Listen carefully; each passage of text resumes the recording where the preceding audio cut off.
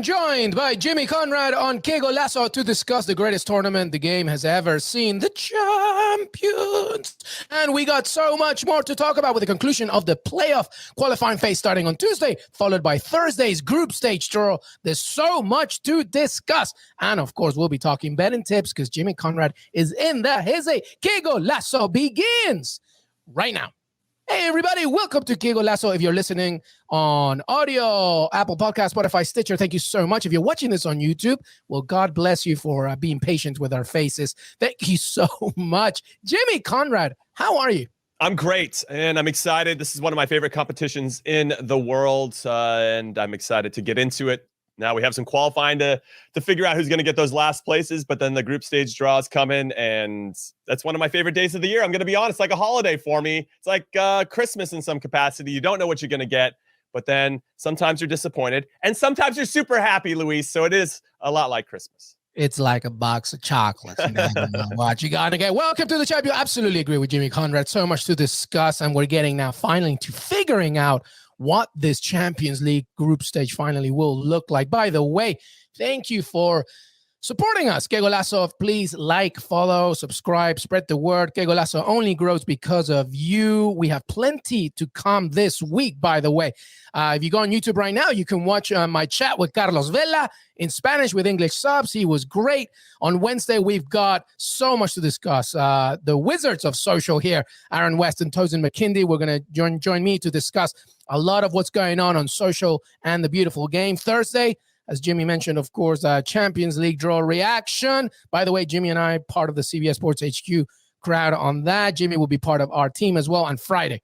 Can't forget an unmissable episode for anyone interested in betting and sports analytics as we interview mathematician, author, and soccer betting expert David Sumter. And Jimmy, of course, will also be part of that show. By the way, keep an eye out as well for my chat with Rangers veteran, former Villa player is Stephen Davis, which is coming out ahead of Sunday's Old Firm. By the way, the Scottish Premiership also on CBS Sports HQ. We bring it, Jimmy. We absolutely bring it. You excited or what? I'm super excited. The fact that Paramount Plus is only $6 and all the leagues that you get, I'm not even being a corporate shill here. That's like an amazing deal compared to some of the other stuff out there. So I don't know what you guys are waiting for. No, seriously. And I didn't even mention, Jimmy, by the way, that we also already taped one with Fabrizio Romano where he discusses the latest on Ronaldo and more already in the transfer. It's just too much, man. I mean, it's crazy. The only thing we're waiting for, Jimmy Conrad, is for somebody like Jose Mourinho to just come in and give us a great interview. Because, who would be your favorite interview on Qué Golazo? If we could have anybody, Jimmy, who would you want? Oh, there's a part of me that would really like to speak to Mourinho. Obviously, would be good. I mean, personality-wise, I'm very intrigued about Tammy Abraham right now. Just that move from Chelsea to here and how he's addressing that. I'd like to hear from Edin Dzeko, joining Inter Milan. I mean, there's so many people on the Serie A side of things. And then, there's too many, I think, to name. Erling Haaland, I think, would be pretty good, especially if you could get like a really loose Erling Haaland. So that would be cool. And Kylian Mbappe at the same. Can I get Mbappe and Haaland? Am I asking for too much? I think I'm asking for too much. Jimmy. It's a lot. Listen, you said it's like Christmas. You're asking for 8 Christmases in one package. I'm with you on Erling Haaland. I think that would be amazing. And what better place to be super loose than on Qué Golazo? All right, let's get going, everybody. Jimmy, playoffs, Champions League, Tuesday, August 24th, streaming exclusively on Paramount Plus. Let's set the scene for a second, and then I just want you to wax lyrical on whatever you want here. Let's begin. Ferencvaros, by the way, against Young Boys. Young Boys leading 3-2. Okay, this is the champions path, by the way. David Wagner's side etched it in a crazy game. Ludogorets, Razgrad against Malmo. Malmo's leading 2-0. They have a Peruvian in there, Sergio Peña, again, a champions path. And PSV Eindhoven against Benfica. Benfica leading 2-1, that one, and that's a league path. Tuesday's pretty crazy, Jimmy. Where do you want to go? Where do you want to start? I guess we could just go in order of what you said. I mean, just talking about Ferencvaros Young Boys. Let's do it. The Hungarian club, Ferencvaros, has an American in there, Henry Wingo, and excited to see he was playing for Molde prior to this. So we got a little taste of him before in the Europa League in previous seasons. He is now playing for the Hungarian club. And then we have Jordan Sibicu, and Pifok, as he likes to be called now, on the back of his jersey, playing for Young Boys. This game was absolutely crazy. There were a ton of goals in this. Young Boys are the favorites on Caesar Sportsbook, plus 100 for them to do the business, plus 163 for Ferencvaros should get a result. I just thought Young Boys were down. They had a red card in this game. They were playing down a man for a significant amount of time, and we're still kind of running things, Luis. And I think that gives me a bit of pause because Ferencvaros very good at home historically and tend to get a lot of good results. But they got a red card. It was 1-1 when they got a red card, and Young Boys scored the next 2 goals. That said, Ferencvaros did miss a penalty. So there was some action on both sides. Frank Boli, by the way, is excellent, the number 10 for Ferencvaros. If you're going to bet on anybody to score, him scoring any time, I think is around plus 200. That's good value because he scored, honestly, 2 amazing goals in this one. I just feel like Young Boys with that extra person for 65 minutes could prove to be the difference. All they need is a draw to go through, or they could lose actually 1-0. No, actually they can't lose 1-0 because that would the away goals would come in. So they just need a draw to go through. I think they're going to have enough to do it. And everybody, with regard to the betting tips, we're going to do a little parlay partay for all 6 of these games. So it's going to be a bit dicey because some of these teams can go in knowing they don't have to win. And that obviously changes your attitude and how you approach the game when you know you have a little bit of cushion to make a couple mistakes. That said, that could work against you. I do really like, though, Ferencvaros did kind of come into the scene. They were in the Champions League last year. They were last in their group. They only had 1 draw. And they have some quality, but I don't know if it's enough. And I think I like what Young Boys is bringing. I obviously a little bit biased with David Wagner being their coach, an American, and I want to see him do well. So I'm leaning towards Young Boys. Now, this is the decision we have to make, Luis, is whether we think it's going to be a draw or whether we think it's going to be a straight up win for Young Boys after I gave you those odds. Where are you leaning right now? Then we'll move to the next game. Well, after all the context you just gave me, I'm like, thinking about a few things. One, that red card definitely helped, right? To Young Boys. So I'm thinking that Ferencvaros at home is an intriguing thing. Just I'm wondering how much of a support they'll get. Listen, I'm going with the Young Boys win. I'm wondering if it's like a tight victory for Young Boys. But do you really see Ferencvaros not scoring at home? Do you think? No, I think Ferencvaros will score. It's just a matter of whether Young Boys will match them because there was still some leaky defending there. Frank Boli, the first goal that Ferencvaros scored was due to a bad back pass from one of the defenders. And I don't think he's going to make that same mistake this time around. He's just going to be like, I'm going to lump it as far as I possibly can and not try to get cute. Because the last thing that Young Boys, and I'm sure David Wagner is saying the same thing, we cannot give up the first goal because that's going to give Ferencvaros that little bit of belief. And I kind of liken it to Brentford versus Arsenal to start the Premier League, where if you give Brentford that first goal, then they think they can do it. Now they think they can come back. So it's very important for Young Boys to make sure they're as nails on the back line, not taking any chances, unnecessary risks. So I think Young Boys will be pretty pragmatic in the back line, which could stifle their attack because they might lose a little bit of that flow in their transition.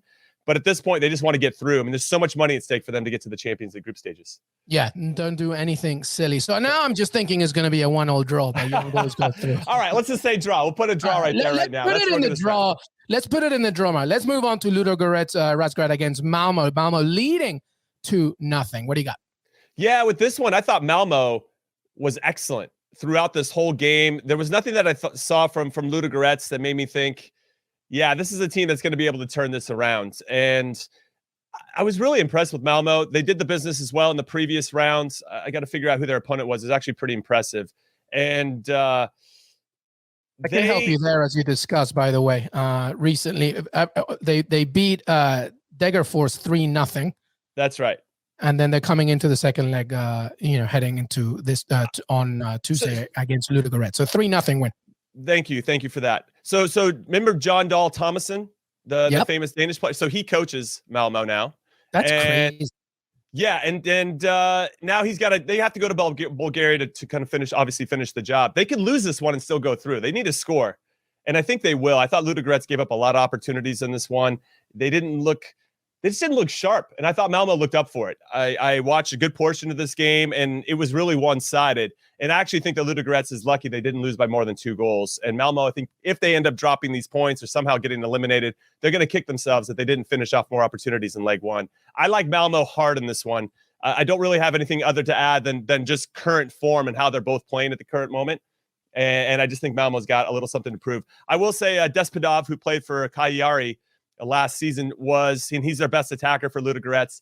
He was suspended due to yellow cards. So he's coming back into the team, which I think will make a big difference for them. But I just feel like Malmo's just got a little bit more in there. And this would be the Malmo getting into the Champions League group stages would be the first time since 2016. And I think that I think they're going to do it. I think that I'm going, for me, this is like one of the ones I feel the best about. Malmo getting the win here. But the hard part is they don't need the win. And so that still holds me back a little bit. But for all you crazy parlay partiers that want to hang out with us, I'm going to go Malmo winning that one. Okay, so let's move in on that. Do you think is Zlatan Ibrahimovic's statue still around, by the way? Former I thought they ripped it down. I don't know what's going on. I'm wondering if they rub off Zlatan's statue before they play. But I like Malmo winning here too as well. They're just a more organized team, I think, at this point. And to your point, I think that actually, because they have the lead, I think they're going to be very sort of pragmatic about this. They're just going to be like, listen, just do the job. Nothing crazy. That's why the draw, I know, the draw makes me a bit nervous because that's all they need to go through. All right, but you're leaning win for Malmo, right? I just thought they were better in almost every facet of the game, and why they would turn that off at this point, right, I think would be a disservice to them, right? Because if you're the manager, if you're Jan Dahl Thomason, like, you don't want to just, it's so hard. There's maybe I don't know, we could probably name the amount of teams on one hand that can actually flip a switch and decide, hey, we're going to play better now, right? There's a lot of teams that can't do that. And so you want to continue to have that momentum. And if you have somebody under your foot and you want to step on their throat and finish the job, you got to keep that form up. So I like Malmo to kind of stay sharp. But Ludogorets is going to come with a different type of hunger. So it's really interesting to see how it's going to go. But I'm going to go with Malmo. I just thought they were the better team. And of all the games that I saw in the first leg through the 6 that we're going to talk about, they were, I thought, the most impressive. Sheriff was very good. We'll get into Sheriff in a second, but I just thought Malmo was just a better team. So I'm going to go with that. Let's put that in the win column for now. Let's see what's there. And then the next one, the final one on Tuesday, is a good one, definitely from a historical perspective. PSV Eindhoven against Benfica. Benfica, by the way, is leading here. Eindhoven doing well in the league to begin with, but they're trailing, but they're at home now. And so that's an intriguing matchup. As I mentioned, PSV Eindhoven has started the league well. And as for Benfica, well, they also started well. They got 3 wins as well. So what do you have here? This is a difficult one. I believe that PSV are probably still reeling a little bit from losing Daniel Malen to their best attacking player, in my humble opinion, to Borussia Dortmund over the summer. And that's just going to take a while, I think, for the team to gel. When I look at this game, though, Benfica won 2-1, but I don't think they necessarily deserved a win in this. They made the most of their opportunities, and they took advantage of some set pieces, and that's usually what ends up providing them the margins. But in terms of the run of play and who was actually creating the most chances and who was on the front foot, it was definitely PSV. They're going to feel a little hard done by, but they got that all-important away goal, and I think that's going to give them enough belief to get it done. Now, I'm not the biggest Otamendi fan. Vertonghen might come in as well for Benfica. You got Otamendi and Vertonghen in your back line. What? Those guys should be playing in an over 40 league over here by my house. You know what I mean? Like, those guys shouldn't be playing at a high level anymore. So there's always a chance with Otamendi's on the field, and Argentina fans know what I'm talking about too, that your other team can score. And I just feel like PSV, if they get that first goal, then they just need that one goal. If they win 1-0, they're through. I like PSV to do the business. Benfica obviously has great history with both of these clubs. I think it's a repeat and I know it's a repeat of the 1988 European Cup final, if you can believe it. 33 years ago, these two faced off in the European Cup final, and PSV ended up winning that one. But obviously Benfica has got won a couple of European Cups back in the 60s when Eusebio was there. Just a lot of great history between these two. So they probably feel a little hard done by they're playing each other when there's other clubs like Ludogorets and Sheriff out there that they could be playing against instead. But I actually like PSV to get a result here. With all due respect to Benfica, I like Jorge Jesus, the manager. He won the Copa Libertadores with Flamengo. Like, the guy knows how to win these competitions. But I don't know. There's something about PSV that I really like. I don't know where you're leaning on this one. I could see a draw. You could talk me out of actually this result, but just based on what I saw in leg one, the run of play and the ideas and the creativity that PSV had, I think they have more than enough to get a result in this game. It's just a matter of whether we think Benfica can score as well. These games are so tricky. These games are so tricky. I know they're tough. They're tough mainly because just how much is at stake. You know what I mean? It's totally different. But I tell you one thing: I see both of them scoring. I know that much. It's not going to be a stalemate. But I think that. I know it's a bit of a cliche thing, but PSV being at home is probably going to help them. So I'm going to go with a PSV win in this one. So okay, both teams to score is minus 137. Now, if you have PSV to win and both teams to score, that's plus 280 in favor of PSV by itself. Straight up, though, it's minus 118. PSV are the favorites from the bookies. Benfica's plus 270. The draw is actually the second favorite at plus 225. But if PSV do a 2-1 win against Benfica in this game, then we go into extra time. That's correct. That's correct. Yeah, so, but in terms of betting, over the 90 minutes, it would be considered a win. Just so everybody knows that. Yeah, these bets are for 90 minutes. So yes, you're right. So, what are you concluding with then? I'm gonna say I like. Again, when I looked at just in terms of how the teams play, and I get tapped into that, Benfica had a little bit harder of a time creating and generating attacks. And I think that PSV know that if they score this first goal, it's going to put Benfica under a ton of pressure. And I think they're going to come out. They have to score in that first 15, 20, 30 minutes. The longer they let this game get into like the 0-0 or 0-0 at halftime, and both teams can make adjustments, I think Benfica and Jorge Jesus, their manager, will figure something out. But if they can score in the first half, I think it's going to make a big difference. I'm going to lean towards PSV. I like watching them play, frankly. I'd rather watch them play than being Benfica currently. So maybe I'm leaning more towards kind of the teams that I'm more excited to watch. No, well, I think a few stats support your argument here. In the first leg, by the way, even though, as you mentioned, even though Benfica won, they had the same number of shots. In fact, PSV had more on target. They had more possession. They had better pass accuracy. They had better passes. So, everything aside from the actual scoreline went PSV's way. All right, so let's do that parlay partay for Tuesday. What do you think? Just that one. So we have the draw between Young Boys and Ferencvaros. That's in Hungary. Okay. So Ferencvaros is hosting. Malmo winning away from home over Ludogorets. And then PSV winning at home versus Benfica. If we have those three results, it's if we bet $100, we'd win 1,500. Baby, let's go. We're going to Vegas. Vegas. We're going to Vegas. We're quitting CBS Sports, and we got to Vegas, baby. You're so money. We're taking the Qué Golazo podcast on the road. You're so money, you don't even know it. Swingers, baby. Let's go. You don't even know it. All right, let's move on to Wednesday, 25th, streaming exclusively on Paramount Plus. Let's begin with Dinamo Zagreb against I Shot the Sheriff, who are leading 3-0, by the way. The Moldovan club on the brink of making incredible history. They have a Cristiano, Jimmy, and an Adama Traore as well, formerly from Monaco. What do you have here?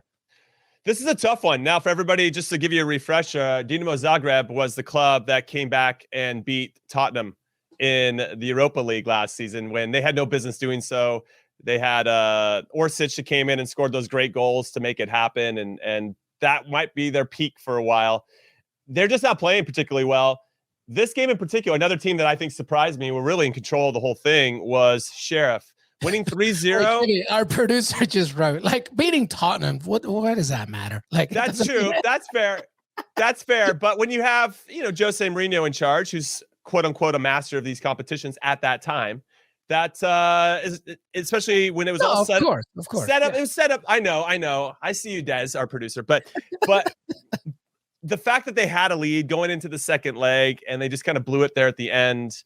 Very Spursy, right? So it doesn't even matter who the manager is. It's just very Spursy of them to do that. Yeah. But it was impressive performance. Now for them to lose 3-0 in the first leg, they clearly had zero respect for Sheriff. And what I'll say with regard to Sheriff is they scored some very timely goals right before halftime and right after halftime. And then the game was done. They were cooking with gas. Again, I'll use the Brentford Arsenal example.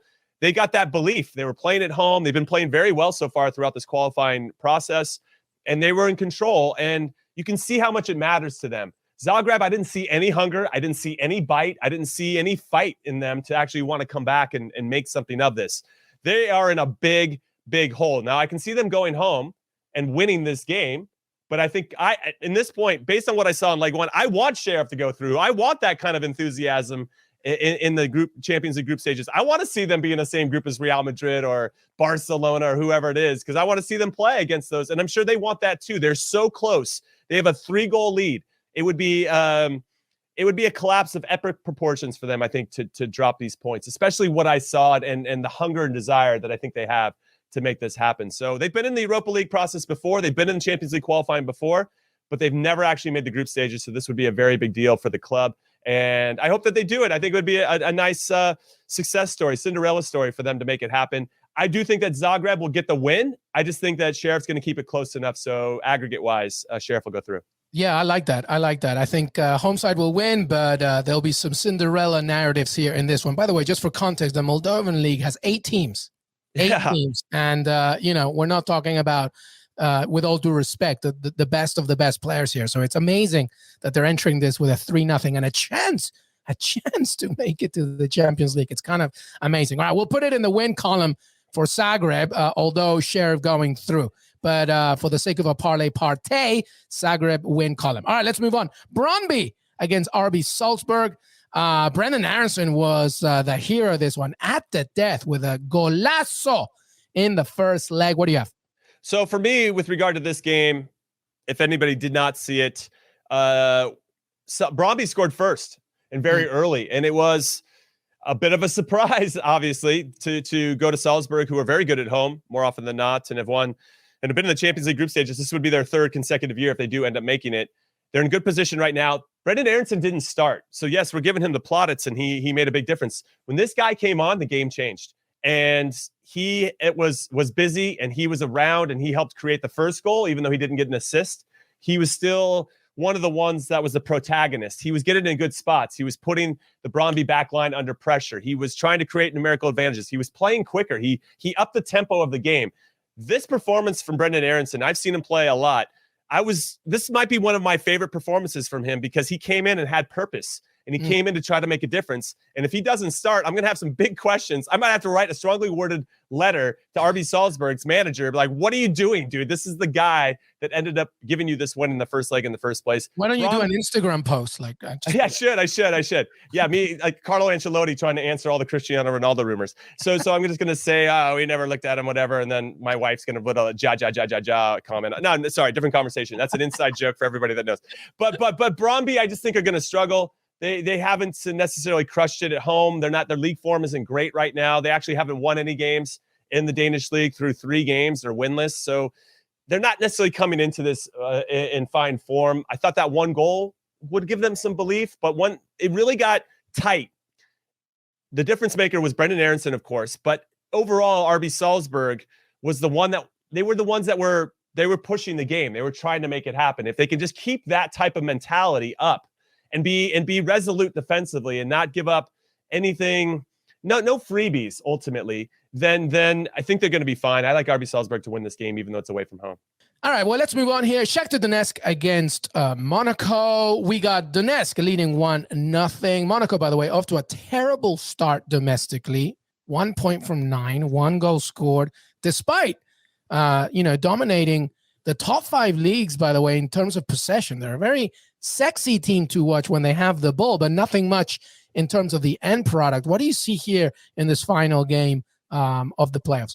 Yeah, it's a tough one. I think that Shakhtar Donetsk, who didn't win their league for the first time in a long time this past season, Dinamo Kiev caught them at the end, and they're actually 11 points adrift there. It's interesting. I thought we saw some good performances from Shakhtar Donetsk. They were in the group of death, if you remember, with Inter Milan and Real Madrid and Borussia Mönchengladbach, and they did fine against Inter and Real Madrid, but struggled against Mönchengladbach for whatever reason, where they gave up 10 goals over 2 games, and that's what pretty much sealed their fate, even though they did drop into the Europa League.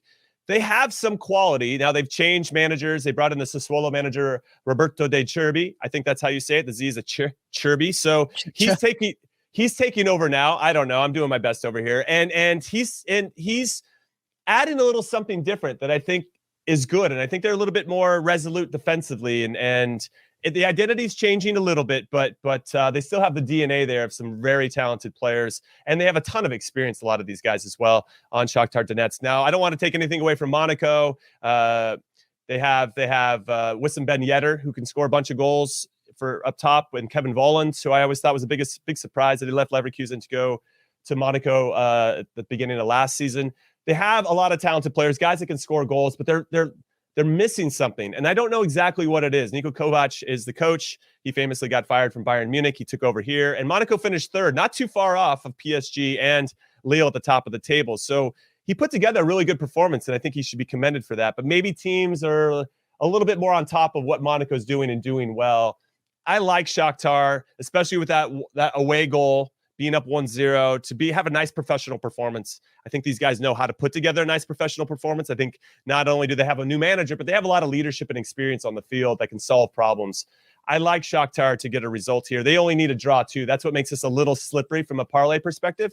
But I do want to give a shout out to Monaco though, because they knocked out Sparta Prague in the previous qualifying round, and Sparta Prague were the ones that had that one player that said something racist to one of the Rangers players, and so we don't have time. We don't have time for that. So I appreciate Monaco doing the business for everybody and knocking out Sparta Prague, and then Donetsk beat Genk in the last round. So they won both games 2-1 away from home and also at home. They can give up some goals, but they also have enough on the other side that if Monaco starts to push to try to get that goal, they're going to crush you on the counter and probably get something. So Monaco has to kind of tap dance around this a little bit and be selective in when they attack.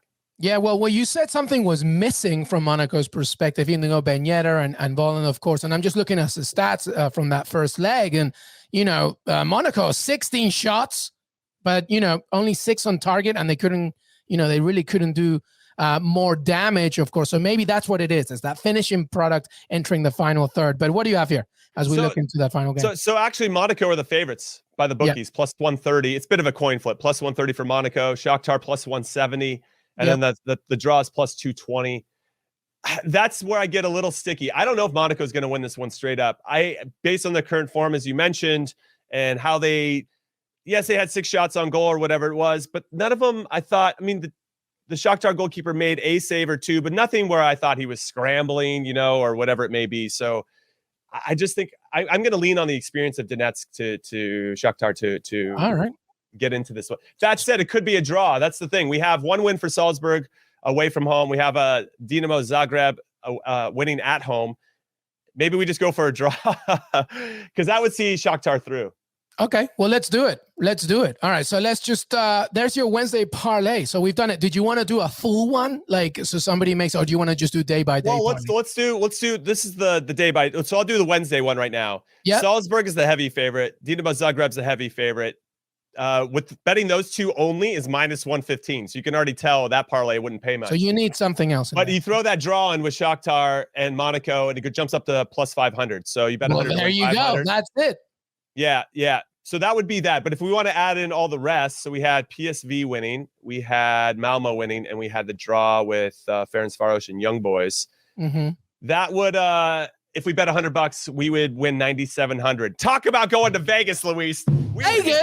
We could even bring Dez, our producer, at this point. We can afford everybody and some of our loyal subscribers and followers. That would be next level. I'm going to Turks and Caicos, Jimmy Conrad. It's absolutely amazing. Well, there you have it. Jimmy Conrad with the parlay talk, and Des will join us as well as we head off to Vegas, Turks and Caicos, Bermuda. We'll see where we go. We're going to take a quick break, and after that, if you're listening on the audio, a quick break. If you're on video, stay with us, by the way. And then we're going to just, talk a little bit now of our initial reactions as the Champions League draw on Thursday. Stay right here. Hey, everybody. Welcome back to Qué Golazo. Jimmy Conrad in the house. Jimmy, let's talk Champions League draw this Thursday. You can watch our beautiful faces on CBS Sports HQ, Paramount Plus as well. So here are the pots very quickly. Number 1, Chelsea, Villarreal, Atletico Madrid, Man City, Inter, Bayern Munich, Lille, Sporting, CP. Pot 2, Real Madrid, Barcelona, Juventus, PSG, Man United, Liverpool, Sevilla, Borussia Dortmund. 3, Porto, Ajax, RB Leipzig, Atalanta, Zenit, Shakhtar, Benfica, Salzburg. But obviously those 3 have an asterisk because if they fail to qualify, they'd be replaced by AC Milan, Bruges, Wolfsburg, who would otherwise end up in pot 4. A lot to discuss. Just initially, I guess we focus on the favorites here. What are you hoping for, Jimmy Conrad? What are you looking at when we look at this Champions League draw? Well, I want to see Sheriff pop in there just because I want to see Cinderella story. Because I want to see, I want to hear you continually sing "I Shot the Sheriff" for the next 4 months before the knockout rounds begin. I'm kind of curious to see. There's always one group that's very weak, and there's always one group that's very, very strong. And I want to see who gets a little unlucky and who gets a little bit lucky. I'm here for the chaos. I'm here for something interesting to happen. We know we're going to get it at some point. There's too many teams that are in this competition that you're going to run into somebody at some point. And as we say, the cliche, if you want to be the best, you got to beat the best. Yep. And it'll be interesting to see. Atalanta being in pot 3, I'm actually kind of looking at the pot 3s because there's some really strong teams. That's the key particular one. Yeah, like because all of a sudden you're in pot 1, you're like, oh sweet, I'm Chelsea and blah blah blah, and then you get Atalanta and you get you just get like these crazy teams, and you get Borussia Dortmund, and you're like, wait, what? And then Benfica somehow gets in or whatever, and like this was supposed to be easy. I'm the reigning champions, so I'm kind of curious to see how it all plays out. But it should be a lot of fun. Champions League draw is always very exciting, and I think my favorite part of the Champions League draw is the immediate intrigue right after. So I'm excited that not only are we doing it live with HQ, but then right after we're having a podcast to get into it, because I think that's where it's most enjoyable, as we try to pick and dissect, what's going to happen and who's going to play well and who's going to struggle and all that good stuff. There's an argument to be made here, Jimmy Conrad. I'm looking at these pots. Pot 2 could be better than pot 1. Pot 2, Real Madrid, Barcelona. I know with these issues, whatever. It's still Barcelona. Juventus, PSG, Man United, Liverpool, Sevilla, Borussia Dortmund. That's pot 2. Pot 2. Pot 1, Chelsea, Villarreal, Atletico Madrid, Man City, Inter, Bayern Munich, Lille, Sporting CP. So you could have like Man City, PSG, Atalanta in a group. Yeah, that's pretty ridiculous. I'm actually, from an American perspective, I want to see what happens to RB Leipzig for Jesse Marsch, right? I want to see him. Now he's got a squad, and we saw it this past weekend against Stuttgart. When Szoboszlai and everybody's healthy and doing their thing, RB Leipzig are a very, very good team. So I want to see how he does. And obviously he was very close to getting to the knockout rounds last season with RB Salzburg. So now he just kind of upped his game a little bit. So from an American perspective, very curious to see how Leipzig does. But you're right. I mean, you could have, that's crazy. You could have Bayern Munich, Liverpool, and RB Leipzig in a group, which feels unfair for everybody involved. You could go through and play this game and wow. And if AC Milan end up replacing somebody, that could be the 4th team in one as well. Dude. Which is just like insane. Injected into my veins, Luis. I love it. I love it. So everybody, if you're, please tweet us on Qué Golazo Pod. What would you like to see, depending on one of these teams of who you support or maybe don't support? All right, let's keep going here. Just quickly. Obviously, it's too early, but it's never too early. No, it's never too early, Luis. It's never too early. Let's talk about the favorites to win the Champions League. Is it too early from a betting standpoint, Jimmy Conrad? I don't think it is, because if everybody remembers, we had a big conversation ahead of the Euros. You could get Italy at plus 800 at that time because nothing had been played yet, because everything was still speculative. And this is still that space we can get into. We don't know the group stages yet. So if you're actually trying to get some good value on one of these teams, I think this is the time to do it before you see the group stages, because things could change once you see how everything lines up. Maybe Chelsea gets an easy group. Maybe PSG gets an easy group. Or conversely, what if they get a hard group? So right now, I think you can get some good value. Now, that could change, obviously. If Chelsea's in a very hard group, their value might go up, and it might be a better bet at that point if you think they're going to repeat as champions, which I think is going to be hard for them to do. But who would you go with right now? PSG. I mean, it's hard to go against PSG.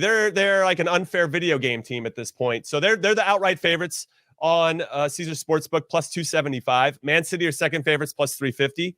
Then it jumps up. Bayern Munich plus 700. I kind of like that value with them. However, defensively, they seem to be a little leaky at the moment. Plus 800 for Liverpool, plus 900 for Chelsea. Put some respect on Chelsea's name. They just got Romelu Lukaku. Yeah. I'm looking. How much was that on Liverpool? Liverpool is plus 800. That to me is sexy as hell, because I'm looking at the way they're playing, and if they stay fit, Virgil van Dijk back, they're moving some pieces. I like this. I like it a lot. Again, my only thing with Liverpool is just losing Mane and Salah for a month. That won't impact any Champions League stuff, because they missed the month that's during the break, right? So once the Champions League is done for the group stages, there'll be the draw right in December, and then it doesn't pick up the knockout rounds until February. So they actually will get those two in. So that's not a bad bet. Now that I'm talking this out a little bit with you, Luis, and everybody else, that's not a bad bet. Liverpool could make a deep run, and to your point, if they can stay healthy, I think is very key for them as well as every other team. Jimmy, what's Juventus? Juventus is plus 2,000. But I'm just saying. Real Madrid. Carlo Ancelotti, the only manager to win 3 Champions League trophies with 3 different teams, plus 1,600. Man United, plus 1,200. I don't know. Maybe did Caesar Sportsbook, did they watch the tactics from Ole Gunnar in the Europa League final and last week against Southampton? There's no way. No way Man United's gonna win the Champions League at plus. All right. So who's your cheeky bet on right now? If I gave you $20 for free right now, who would you go? I would actually go with Chelsea at plus 900. I really would. Really, yeah. It's only because of Romelu Lukaku. I don't think they would have repeated it as champion, but because he's such a significant difference maker for that team, and obviously I'm excited to see him perform well, and I thought he did in his first game against Arsenal. Now, Arsenal are a mid-table team these days, so take that into consideration. Absolutely. Hold up. Go ahead. What would you do? I'll give you $20. I'll actually give you $20. Who do you want to go with? No, I want to. This is a twofold answer because it's following your Chelsea bet here. Last season, right? With Lampard, we weren't like thinking too much about Chelsea in the Champions League. Maybe some, I don't know, whatever. But as soon as Tuchel came in, they look more organized, they look ready. Yeah. What happens, right, with Manchester United? And okay, Ole Gunnar Solskjaer isn't around for the knockout stage, and they bring somebody else. Is that possible? I don't know. I just don't know who. I had a big conversation with some friends that love Arsenal, and they're very sad right now. But I'm like, okay, you fire Arteta, but who's actually coming in outside of Arsene Wenger that I would love to see him come back and be the savior? But let's leave the memes and the jokes out of it. Who exactly is going to be that person that comes in? I mean, there's no really clear-cut name out there that I think fits that mold of what they're looking for, outside of somebody that already has a job, obviously, that they could lure in. And I don't know if anybody really wants the job at Arsenal right now. There's just not a good vibe around the club. Around doing nothing, right? I don't know. Maybe. All right. So 20. I just wanted to say that Chelsea for $20 is the best value because they added Lukaku. I think that PSG deserve to be the favorites because they are stacked in every single position, and plus 275 is actually pretty good value for a favorite. So I'm just throwing that out there. No, absolutely. I would just throw in Liverpool in there. Bayern Munich plus 700 too. I mean, if Lewandowski gets on good form, they can tighten things up in the back. Under Julian Nagelsmann, plus 700 isn't. I mean, we probably make a strong narrative in case for everybody. Sure. I don't know if you want to get into Golden Boot though, really quick. Let's do it. So they don't have actually odds for them yet. They're waiting for the group stage on pretty much every betting website. I couldn't find any odds for the Golden Boot. But I went back to last year because a lot of the same teams are competing. So Erling Haaland was the favorite last year at 1.5 to 1, plus 154. Kylian Mbappe, right? Yep. Kylian Mbappe was second favorite, plus 270. Neymar was the third favorite at plus 1,500. Lewandowski actually was going off at, and I wonder when this actually happened, if it was maybe, because I'm looking back at some old ones, and it might have been actually in the Champions League knockout rounds that these come out. But just to give you some names, so Neymar, Karim Benzema, Lewandowski, Mohamed Salah might be a good flyer. I bet you get some good value for Mo Salah when he comes, when he's doing his thing. So there's only one answer for me. Who's that? Erling Haaland? Yeah. He's going to be the heavy favorite. Yeah. I think PSG is going to split the goals. So obviously you got Leo Messi as well. Like, I just think they're going to split. Too many cooks in there, I think. Yeah. Despite how amazing Messi is, who would you, maybe there's some good value in some others. I mean, Salah you mentioned, but then the African Cup of Nations does worry me a little bit. I just think in terms of tiredness for them, because they're not going to miss any particular games. It's about staying healthy. I will say you got to decide on who you think is going to make a good run. And Karim Benzema and Real Madrid. Benzema could make a decent run. I think you could probably get some good value there. I'm a little sad they're waiting until the group stages to actually give us the full blow-by-blow odds on that. But a Liverpool player might be a good shout because if we think they're going to make a good run, Romelu Lukaku, I think, needs to be in the conversation. So Des likes Lewandowski for this one. Lewandowski is a good shout. I mean, these guys are getting to a point where maybe you think Ronaldo's going to be your guy. I mean, he's proven that he's been the Golden Boot winner before. I think he's going to want to. What if, Jimmy, Duvan Zapata leaves, Luis Muriel is just there, like ready to. I love Luis Muriel. I'll co-sign any Luis Muriel bets at all. I'll co-sign that as well. I agree. All right. Well, there's some good value there. So who would be your cheeky one? Who would you put 20 on? Well, given Erling Haaland's rate of return, I mean, the guy's ridiculous. He's averaging, I think, close to a goal a game or maybe even over a goal a game in the Champions League or even just throughout his career, right? The guy's just unbelievable. And because he's so focal, he's the focal point for Dortmund. He's not sharing the wealth with somebody else. I think Lewandowski should be in the conversation. I just think that Lukaku's going to end up getting more opportunities per game than maybe Erling Haaland's. The only thing that worries me about Lukaku, and I think he's incredible, is that Tuchel usually in the Champions League is tighter, right? Yeah. He just likes to win, go home. He's thinking ahead. Yeah. Lukaku maybe comes off in the 70th after. Sure. So that's the only thing that worries me a little bit. Borussia Dortmund gives 0 Fs. Like, let's go all out. And they might concede too, but they might.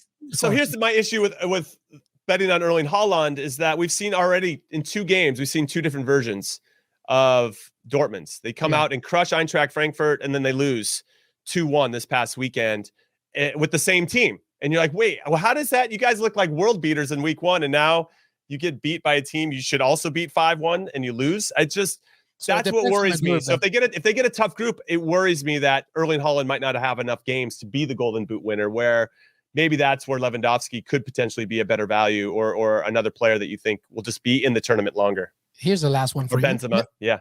Memphis Depay. That's a good shout.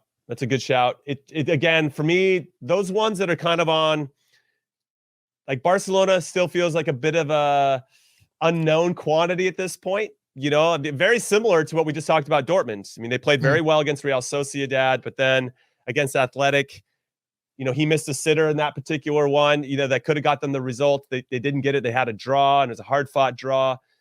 They score, though. They do, but which version of Barcelona are we going to get once the Champions League rolls around? Will Koeman also get tight? You know, that's he hasn't shown that. He usually kind of comes out guns blazing, but that's a good one. Memphis Depay is not a bad outside shot.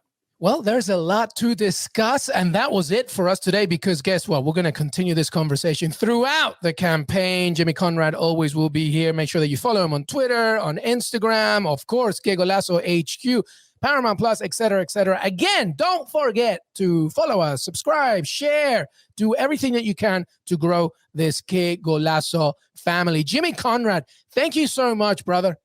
Thank you, Luis, and everybody listening. We appreciate you. We will see you next time.